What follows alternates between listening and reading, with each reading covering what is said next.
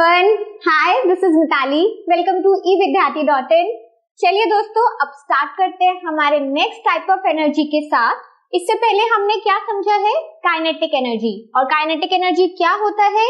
किसी भी बॉडी का मोशन में आने से जो एनर्जी डेवलप होती है उस ऑब्जेक्ट में, उसको काइनेटिक एनर्जी कहते हैं, राइट? तो चलो, ये तो आपको रिवाइज हो गया। But now what is potential energy? अब मैंने था कि काइनेटिक और पोटेंशियल हम जब भी पढ़ेंगे वो हमेशा हमारे ऑब्जेक्ट के स्टेट से रिलेटेड होता है, यानी कि या तो ऑब्जेक्ट मोशन में है या फिर रेस्ट में है। तो यहाँ पर अभी हमें अपना हिंट मिल ही गया है कि किसी भी बॉडी के रेस्ट में होने से, यानी कि स्टोर्ड काइंड ऑफ एनर्जी, ऐसी एनर्जी जो ऑब्जेक्ट में स्टोर हो जाती है। How? Because of its position, by virtue of its state. तो उस एनर्जी को हम क्या कहते हैं? Potential energy. ठीक है, तो सबसे पहले कुछ एग्जांपल्स देखेंगे। सबसे अच्छा एग्जांपल अगर आपको इसका समझना है ना, तो स्टोर कब होती है एनर्जी? आपने कभी ध्यान दिया होगा, जब भी हम सो के उठते हैं, ऐसा क्यों होता है कि अच्छी नींद लेने के बाद अगर अच्छे से नींद पूरी हुई है तो क्या होगा?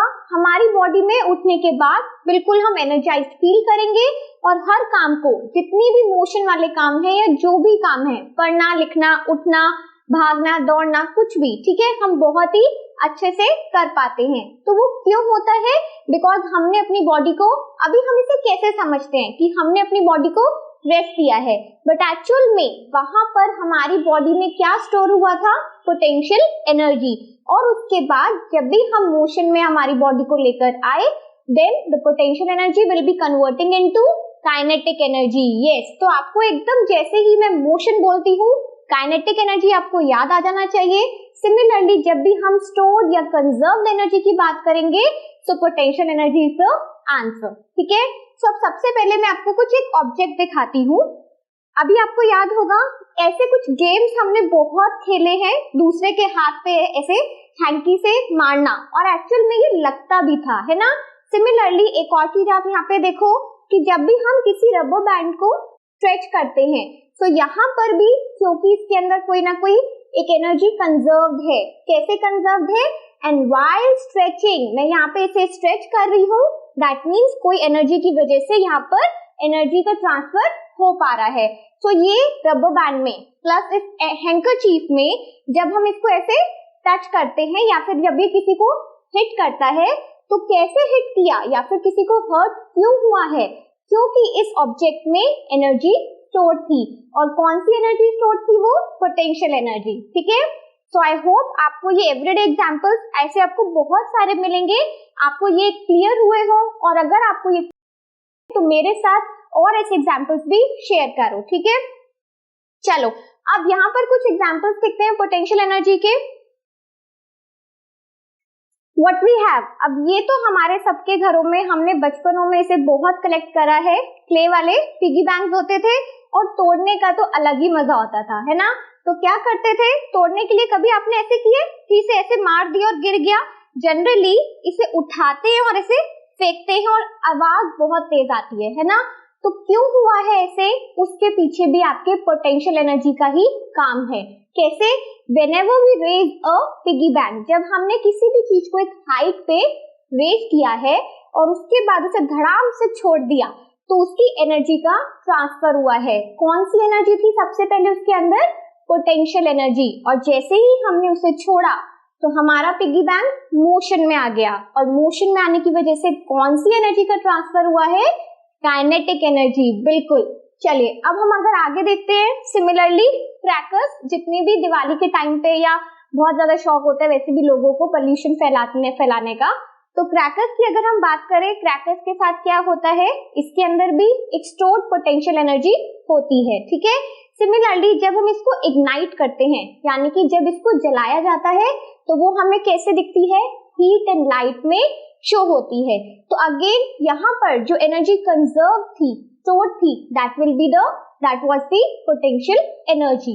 Now in this case also, whenever we stretch anything, अभी मैंने आपको रबर बैंड के साथ भी दिखाया, सिमिलरली किसी भी चीज को लाइक बो एंड एरो, अगर हम उसे स्ट्रेच करेंगे, अपनी बॉडी को स्ट्रेच करेंगे, तो स्ट्रेच करने पे बॉडी में एक एनर्जी कंजर्व हो रही है और वो कौन सी एनर्जी है? Potential energy. ठीक है,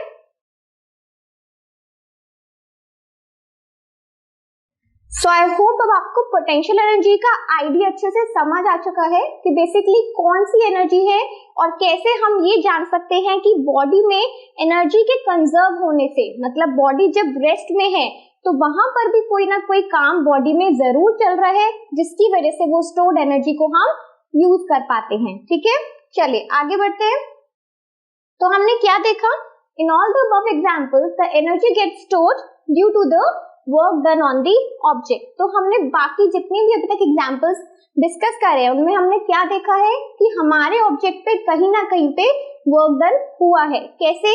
चाहे किसी भी क्रैकर को इग्नाइट करना, बॉडी को स्ट्रेच करना, रबर बैंड को स्ट्रेच करना, तो ये सब क्या एग्जांपल्स थे? वर्क डन के। ठीक है, Thus, the stored energy in an object by virtue of its position or configuration, यानी कि उसकी शेप में अगर चेंज आता है या फिर उसकी पोजीशन की वजह से जो बॉडी में एक एनर्जी है, that is the potential energy. Right? Now, in cases above, when the object came into motion, energy gets converted to kinetic. तो ये भी हमने बहुत क्लियरली देख लिया है कि जैसे ही remember the example, piggy bank को अगर छोड़ेंगे तो नीचे जाके धड़ाम से टूट जाएगा, गिरेगा। राइट? तो यानी कि हमारी जो स्टोर्ड एनर्जी थी वो कन्वर्ट हुई है मोशन वाली एनर्जी में। मोशन वाली एनर्जी क्या है? देख पा रहे हैं। ठीक है, Therefore, the energy is getting transferred from one to another. और ये हमें बहुत अच्छे से पता है कि एनर्जी कभी क्रिएट नहीं होती है, इनफैक्ट वो हमेशा कोई ना कोई ट्रांसफॉर्मेशन का ही हिस्सा बनी रहती है। ठीक है, तो यहाँ पर हुआ क्या है? पोटेंशियल काइनेटिक में चेंज हुई है। तो हम क्या कह सकते हैं? टुगेदर पोटेंशियल और काइनेटिक को एक साथ अगर हमें बात करनी है या हमें उसे डिनोट करना है, then we together call it as mechanical energy. तो ये हमारी कौन सी एनर्जी हुई? Mechanical energy. Now moving on, we have, अब यहाँ पर एक एग्जांपल देखते हैं पोटेंशियल एनर्जी को कैलकुलेट करने का। So what we have done here, हमारे पास अगेन एक बॉय है who is on a sliding ride. ठीक है, तो अगर ये स्लाइड कर रहा है तो स्लाइड में ऐसा तो है नहीं कि वो इस एरिया में अपने आप सबसे पहले उड़ के पहुंच गया, ऐसा तो नहीं हुआ था। ये स्टेयर्स के जरिए उसने हाइट गेन करी है। राइट? तो ऐसे ही से समझते हैं as the boy for a slide. तो जैसे जैसे ये जो बॉय है when he is gaining the height, जैसे ही वो स्लाइड पे चढ़ने के लिए हाइट को गेन कर रहा है, so he is storing potential energy. तो कोई भी ऑब्जेक्ट जब हाइट पे रेज किया जाता है या फिर जब वो हाइट गेन करता है तो हम क्या कह सकते हैं? That the body is gaining potential energy.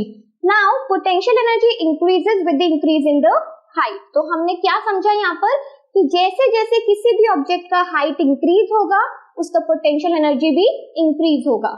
So here work is being done against the force of gravitation.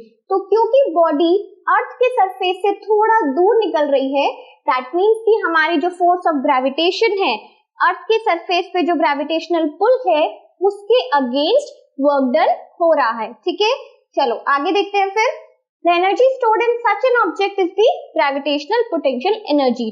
तो हाइट रेज करने की वजह से जो वर्क डन हुआ है against the force of gravitation, उसको हम क्या कह सकते हैं? That will be the gravitational potential energy. ठीक है, the gravitational potential energy of an object at a point above the ground is defined as the work done in raising it from the ground to that point against gravity. तो basically हम gravitational potential energy को कैसे अब define कर सकते हैं कि जितना भी वर्क डन हुआ है in raising an object up to a certain height against working the force of gravitation, so that energy will be known as the gravitational potential energy. ठीक है, चलिए, so we can say potential energy हमने कहां पे relate कर दिया? Work done से relate कर दिया। सिमिलरली अगर आपको काइनेटिक एनर्जी का याद है तो काइनेटिक में हमने क्या किया था? अपने एग्जांपल से काइनेटिक को भी हमने वर्क डन से ही रिलेट किया था। सिमिलरली यहाँ पर भी आपने देखा किस तरीके से एक हाइट में रेज होने से, एनर्जी इंक्रीज होने से पोटेंशियल एनर्जी क्या हो जाती है? वर्क डन हो गई अगेंस्ट द ग्रेविटेशन। ठीक है, तो यहाँ पर what we can say potential energy is equals to the work done. और हमें वर्क डन का फॉर्मूला क्या पता है, फोर्स इनटू डिस्प्लेसमेंट। तो अगेन मैंने वही पुट किया है कि we have force and the displacement also. एक फोर्स लगाई गई है ऊपर जाने के लिए और डिस्प्लेसमेंट तो हुआ ही है, ठीक है। सो नाउ यहाँ पर हम क्या कंसीडर कर सकते हैं, we are considering an object of mass m। तो यहाँ पर हमने ये छोटा सा जो क्यूब लिया है इसका मास हम m ले लेते हैं, ठीक है। Raise through a height h from the ground. तो ये जो ऑब्जेक्ट है इसको हमने रेज किया है एक हाइट से, तो हाइट इसकी हो गई हमारी h, ठीक है। Now the force is applied against gravitation. अब एक फोर्स अप्लाई करी गई है against the force of gravitation and that will be equal to the weight of the object. तो जितना फोर्स हमने अप्लाई किया है उस ऑब्जेक्ट को इस हाइट से इस हाइट तक ले जाने के लिए वो कितना होगा, इस ऑब्जेक्ट के वेट के अकॉर्डिंग। और वेट हमें क्या पता है, वेट होता है mass into acceleration due to gravity. Yes, तो एक्सेलरेशन ड्यू टू ग्रेविटी कैसे पिक्चर में आया, आपको समझ आया। तो यहाँ पर हम क्या बोल सकते हैं, work done will be equals to force into displacement and the force किसके बराबर होता है, वेट के बराबर है, ठीक है। तो यहाँ पर हमने उसकी जगह पे mg डिनोट किया plus the displacement and here the displacement will be the height. जितना हाइट पे उसे रेज किया गया है वही हमारा डिस्प्लेसमेंट है, ठीक है। तो डिस्प्लेसमेंट हमने h ले लिया, तो पोटेंशियल एनर्जी हमारे पास क्या आ गया, mgh। So we concluded energy gained by the object is the potential energy and that is equals to mgh, ठीक है। तो आपको क्लियर हुआ किस तरीके से हमने पोटेंशियल एनर्जी को कैलकुलेट किया है। Now the height will always be taken with reference to some ground level और zero level that we choose. जो भी हमारा ग्राउंड लेवल होगा वो कई बार कोई टेरेस हो सकती है, हमारा अर्थ का सरफेस हो सकता है, इन केस मैं जिस भी फ्लोर पे यहाँ पे खड़ी हूँ तो वो भी मैं लेके चल सकती हूँ। तो हमारे जितने भी मीडियम्स होंगे जहां से हम हाइट को कैलकुलेट करेंगे दैट कैन वेरी, ठीक है। और उसी के अकॉर्डिंग हम अपने पोटेंशियल एनर्जी को कैलकुलेट करते हैं। So the work done by gravity depends on the difference in vertical height और final and initial positions of the object, not on the path along which the object move. तो basically इस statement का क्या मतलब है, suppose कोई भी path है, अगर किसी भी ऑब्जेक्ट का एक इनिशियल और फाइनल पोजीशन ये है, सिमिलरली सेम ऑब्जेक्ट का अगर पाथ हम थोड़ा सा चेंज कर दें, फॉर सपोज मैंने उसका इनिशियल और फाइनल पोजीशन तो सेम रखा है but then the path is changing. तो अगर पाथ चेंज होता है इसका मतलब ये नहीं है कि उस पे वर्क डन कुछ अलग हुआ है, ठीक है।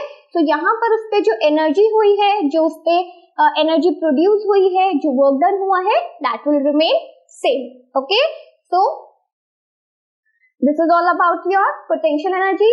In the next lecture we'll start with the law of conservation of energy. So up till then stay tuned with us, keep learning, keep watching. Bye bye.